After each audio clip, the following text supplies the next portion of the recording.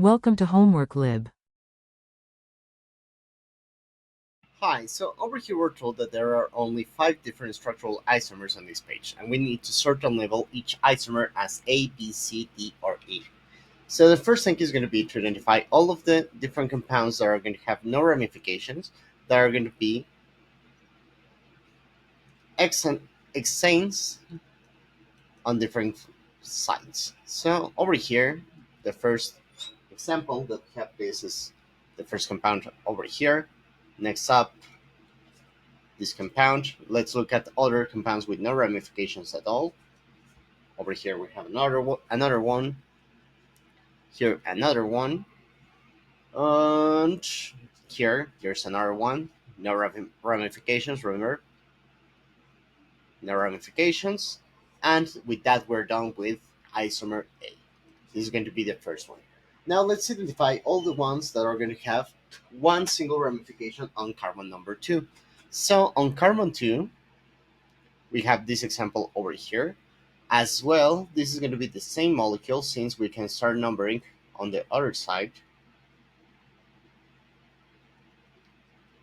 like that. Another example of that same type of structure is going to be this one over here. Another example on carbon 2. On carbon 2 as well. Let's look over here. Here we have another of isomer B. Here, this one is also going to have a ramification at carbon 2 as well. And with that, we're done. Now let's look at ramifications at carbon 3.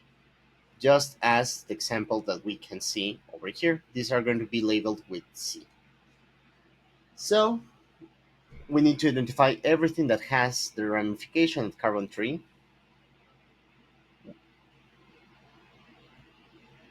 This one as well is going to count towards that. And in this case, um, also this one over here.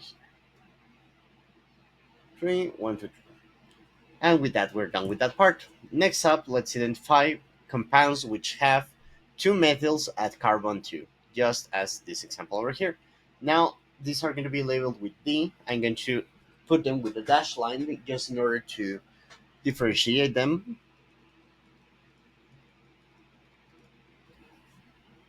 Another one with 2 methyl substituents at carbon 2 over here. We can identify it. This one as well. And this one. And finally, this one. Remember, here we're looking at 2 ramifications at carbon 2. And finally, I'm going to cross the ones that we have left that correspond to E.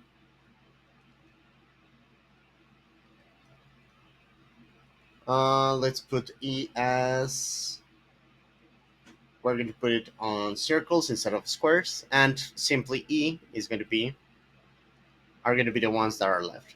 Actually, let me just put the label E just to avoid any confusion with the other possible structures, right?